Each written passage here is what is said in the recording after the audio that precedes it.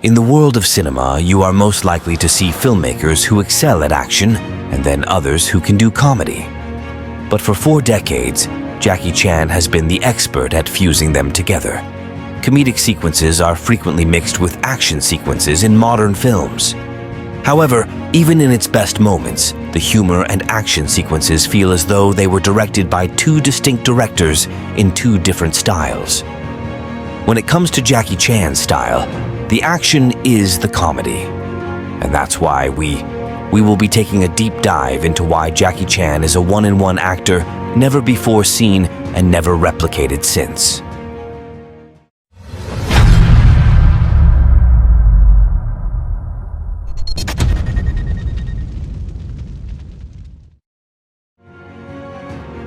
You're probably wondering, how does someone create action that is comedy?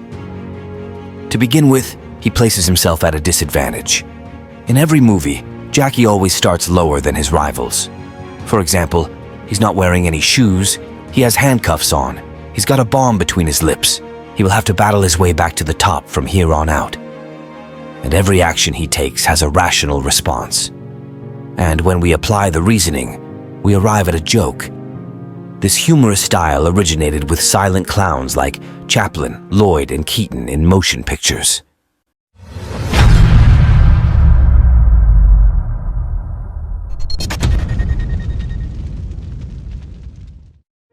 Jackie has to be resourceful because he's the underdog, which leads to point number 2. He makes use of everything nearby. The most well-known feature of his style is this: take something known and give it a new twist. We've witnessed him battle with chairs, clothes, chopsticks, keyboards, Legos, refrigerators. This gives each fight a unique, grounded quality, while simultaneously providing us with unimaginable gags. In Rush Hour 2, there's a memorable scene in a casino where Jackie Chan's character, Chief Inspector Lee, finds himself at a disadvantage. He's without his usual arsenal of weapons and gadgets, and he faces a group of well-trained adversaries. Additionally, he is trying to maintain a low profile in a crowded and glamorous setting. Lee is handcuffed at one point during the sequence, limiting his usual physical capabilities. In response, Lee uses everyday objects in the casino environment as makeshift weapons.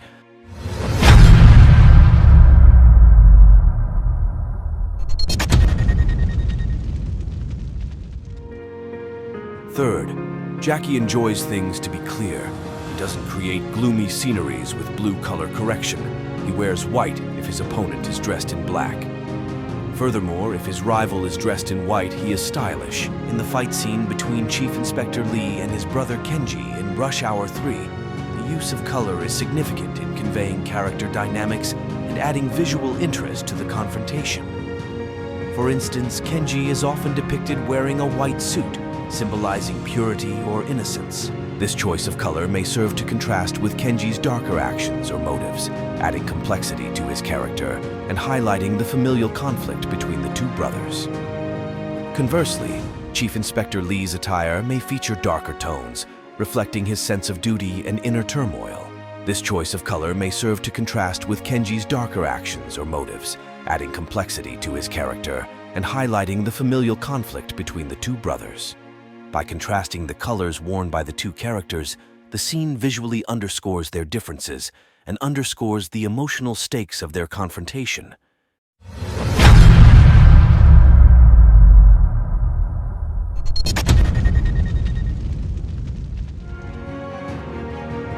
He sets up the following action sequence in every shot because of how well he frames the scene. In a scene from Rush Hour 2, Chief Inspector Lee, Jackie Chan, faces off against a group of assailants in a bamboo scaffolding structure. The scene opens with a wide shot, and even though the focus is on Jackie Chan's character, a significant portion of the frame includes the bamboo structure. This clear framing sets up the environment for the upcoming action. Stability and visual coherence. Throughout the sequence, the camera remains relatively static. Jackie Chan's movements are captured with stability, allowing the audience to follow the choreography without unnecessary camera distractions. Logical progression of action. As Jackie engages in dynamic fight choreography using the bamboo poles and structure, each movement logically leads to the next. The clear framing ensures that the audience can anticipate and appreciate the fluidity of the action. You can observe how the camera operator rotates to accentuate the violence of the hits in slow motion. And I'm different. When I'm fighting, I already know which punch is a second kick, which kick is a to the table, what's table. You can observe how the camera operator rotates to accentuate the violence of the hits in slow motion. So when I'm fighting, it's more like steady. It's not moving. Let the camera, let the audience see what I'm fighting. Action and reaction are captured in the same frame while shooting in this manner, making everything appear more amazing. Observe how Jackie, the car, and the wall are always all visible at the same moment. The same holds true for comedic content. There's a memorable fight scene where Jackie Chan's character engages in a humorous brawl. The camera captures a punch where Jackie's face, the impact on the bad guy, and Jackie's reaction are all featured in a single continuous shot. This cohesive presentation of action and reaction contributes to the comedic timing and effectiveness of the scene. Then you would think, why don't all action filmmakers do this? Well, the reason is, they don't have enough time and resources to do this. Jackie is a stickler for detail who will try everything as many times as it takes to get it perfect. Additionally, the studios support him in Hong Kong, giving him months to film a bout. Right, and also the company support me no matter how long I'm continuing to shooting. Yes, they just keep on paying all of the money. It's the little things that make it so special.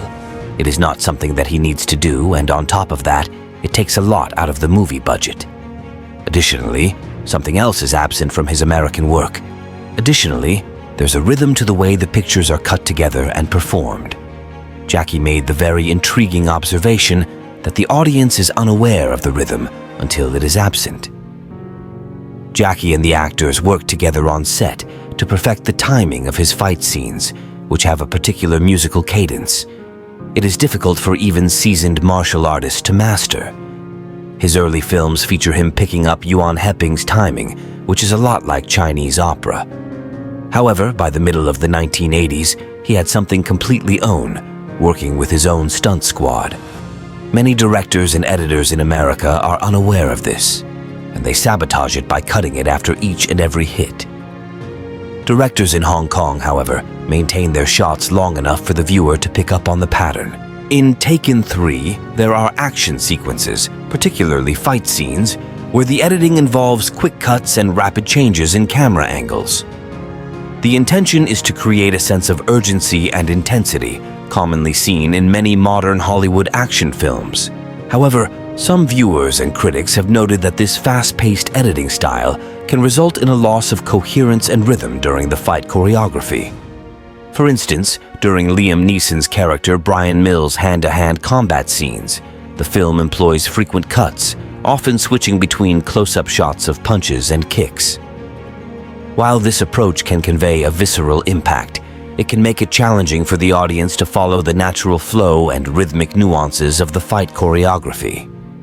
This example highlights how certain Hollywood action films, including Taken 3, have deviated from the more extended choreography-focused shots often found in Jackie Chan's Hong Kong films. Hong Kong filmmakers with distinct cutting styles include Jackie and Sammo. You hit your opponent in the wide on the opening shot. An excellent close-up is seen in the second picture. However, you don't match continuity when you combine the shots. This is where the elbow is at the end of shot 1. It's back here at the start of shot number 2. The purpose of these 3 frames is to help the audience focus on the new shot, and they are the only ones who matter. Somebody from here, boom. But I'm cut from here. In the second shot, I'm from here again, boom. That's a touch point. First punch for the editing, boom, should be here. But no, I'm start from here, here. But 2 shots combined, this is zone. That's the power. Put another way, if you play it twice, the audience will remember it as one bigger hit. On the other hand, contemporary American editing completely obscures the hit.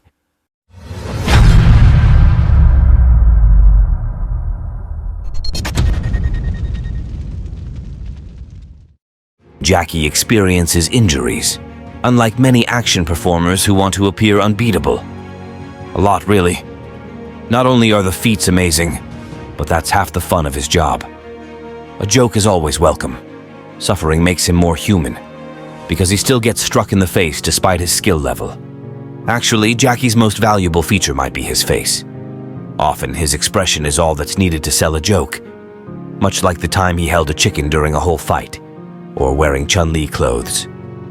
In The Tuxedo, Jackie Chan plays a chauffeur who becomes involved in a high-tech espionage plot. There's a scene where Jackie, influenced by a special suit, engages in a fight that seamlessly incorporates dance moves. Jackie's facial expressions during this dance fight are crucial in selling the humor of the unconventional combat style. His expressions shift between confusion, determination, and amusement, contributing to the comedic success of the scene. Finally, Jackie's approach always culminates in a genuine payoff for the viewer. Through perseverance and overcoming obstacles, he gains the entitlement to an amazing conclusion. He succeeds because he never gives up. His finales are incredibly humorous and stunning because of his relentlessness. Furthermore, it stands in stark contrast to many of American works in which villains are vanquished by gunfire. Above all, though, I believe Jackie's approach demonstrates that comedy and action don't really vary all that much. We want to watch our greatest performances in both genres, and I believe that many contemporary action directors are utterly lacking.